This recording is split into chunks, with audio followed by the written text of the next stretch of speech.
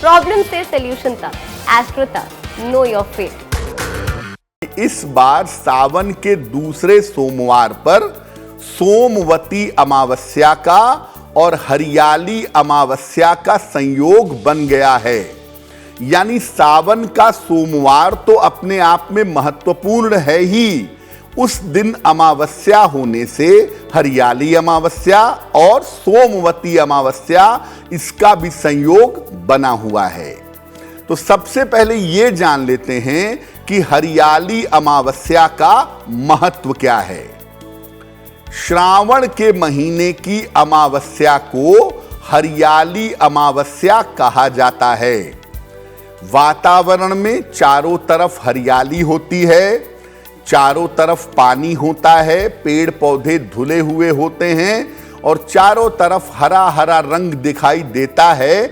इसलिए वातावरण की हरियाली के कारण इसको हरियाली अमावस्या कहा जाता है। इस दिन दान का, ध्यान का और स्नान का विशेष महत्व है। अमावस्या पर दान जरूर करना चाहिए, भगवान शिव का ध्यान होगा और पवित्र नदियों में अगर आप स्नान कर लें तो और भी अच्छा होगा। इसके अलावा हरियाली अमावस्या पर विभिन्न मनोकामनाओं की पूर्ति के लिए पौधे भी लगाए जाते हैं। वैसे तो सावन का पूरा महीना पौधे लगाने के लिए बड़ा उत्तम है, लगाना ही चाहिए, लेकिन हरियाली अमावस्या पर अगर आप अपनी मनोकामनाओं के अनुसार, अपनी जरूरतों के अनुसार पौधे लगाते हैं तो बड़ा कल्याण होता है, बड़ा मंगल होता है। हरियाली अमावस्या पर अगर आप पौधे लगाते हैं तो पौधों के माध्यम से संपन्नता और समृद्धि प्राप्त की जा सकती है। यानी हरियाली अमावस्या पर आप भगवान शिव की पूजा करेंगे, दान करेंगे, पवित्र नदी में संभव हो तो स्नान करेंगे और पौधे जरूर लगाएंगे। अपनी आवश्यकता के अनुसार एक पौधा तो हर व्यक्ति को हरियाली अमावस्या पर जरूर लगाना चाहिए, अगर वो अपना कल्याण चाहता है, अगर वो अपना मंगल चाहता है।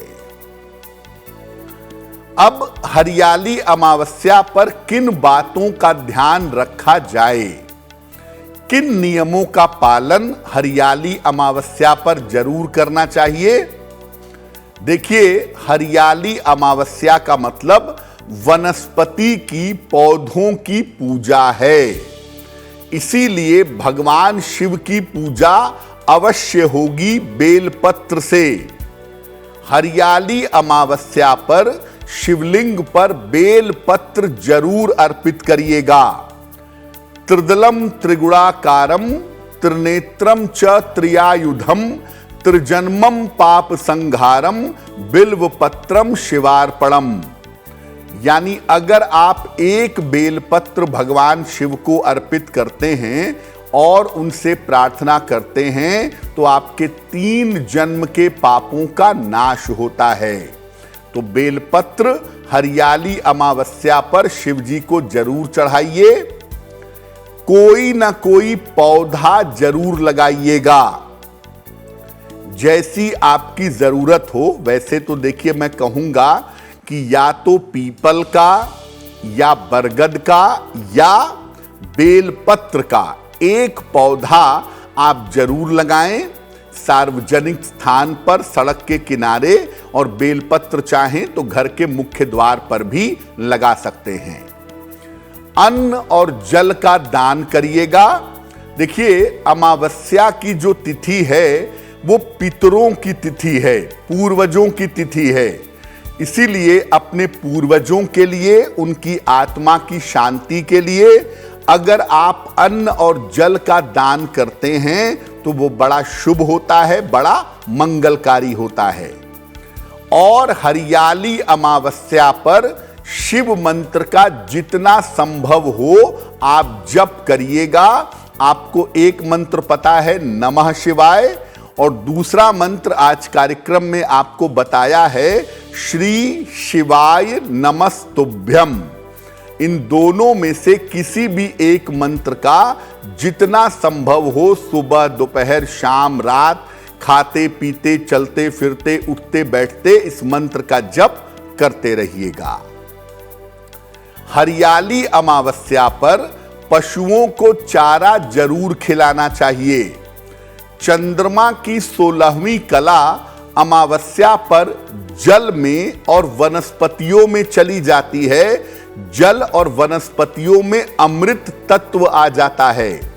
इसीलिए पहले जमाने में अमावस्या पर खेत जोतने की मनाही थी, यानी पशुओं को खेती में न लगाएं, पशुओं को चारा खिलाएं ताकि वो पुष्ट हों, स्वस्थ रहें।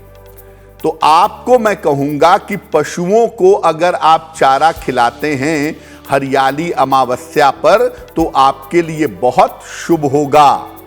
और खास तौर से अगर हरा चारा आप गाय को खिलाएं हरियाली अमावस्या पर तो बहुत कल्याणकारी होगा। अब जैसा आपको बताया कि हरियाली अमावस्या पर पौधे लगाना बड़ा शुभ होता है, इसलिए पौधे जरूर लगाइए। हरियाली अमावस्या के दिन किस मनोकामना के लिए कौन सा पौधा लगाना चाहिए, आइए आपको बताते हैं, ताकि आप अपनी आवश्यकता के अनुसार इस दिन पौधा जरूर लगाएं। उत्तम स्वास्थ्य के लिए तुलसी का पौधा लगाएं। अपने घर के अंदर लगाएं तुलसी का पौधा, अपने घर के बीचों बीच में लगाएं या जहां भी चाहें एक तुलसी का पौधा जरूर लगाइएगा। स्वास्थ्य अच्छा होगा, जीवन अच्छा होगा। धन संपत्ति और कर्ज से मुक्ति के लिए बेलपत्र का पौधा लगाना शुभ होगा। आप बेलपत्र का पौधा अपने घर के मुख्य द्वार पर लगाएं, मेन डोर पर लगाएं, बहुत अच्छा होगा। इससे आपको धन संपत्ति की प्राप्ति होगी और कर्जों से आपकी मुक्ति होगी। तो धन संपत्ति अगर चाहते हैं, कर्जों से छुटकारा चाहते हैं, तो मुख्य द्वार पर जमीन में या गमले में बेलपत्र का पौधा लगाइएगा। अगर आप संतान की प्राप्ति चाहते हैं, तमाम प्रयास करने के बावजूद संतान की प्राप्ति नहीं हो रही है, तो आप हरियाली अमावस्या पर किसी सार्वजनिक स्थान पर, पार्क में, सड़क के किनारे एक पीपल का पौधा लगाइएगा, बहुत शुभ होगा। सुखद वैवाहिक जीवन चाहते हैं और चाहते हैं कि आपका परिवार बेहतर हो, आपको परिवार का सुख मिले, तो एक बरगद का पौधा, वट वृक्ष लगाइएगा। वैसे भी याद रखिए, जो बरगद का पौधा है या बरगद का वृक्ष है वो साक्षात भगवान शिव का स्वरूप है। इसीलिए पारिवारिक सुख के लिए, वैवाहिक सुख के लिए एक बरगद का पौधा लगाएं। शिक्षा, करियर और मेधा यानी ब्रेन के लिए आप एक अशोक का पौधा लगाइएगा। अशोक का पौधा भी घर के मुख्य द्वार पर लगाना सबसे ज्यादा बढ़िया होता है। तो अशोक का पौधा एक अपने घर के मेन डोर पर लगाएं। घर में रहने वाले जो बच्चे हैं, जो लोग हैं, उनकी शिक्षा बेहतर होगी, उनका करियर बेहतर होगा और उनका दिमाग शार्प होगा, उनकी मेधा बढ़िया होगी। अब आप हरियाली अमावस्या पर पौधे लगाएंगे, किसी भी समय लगा लीजिएगा, सुबह लगा लें, दोपहर को लगा लें, शाम को लगा लें, जब भी संभव हो एक पौधा लगाइएगा। पौधों को लगाने की सावधानी क्या है और पौधों को लगाने के नियम क्या हैं, ये भी जान लेते हैं।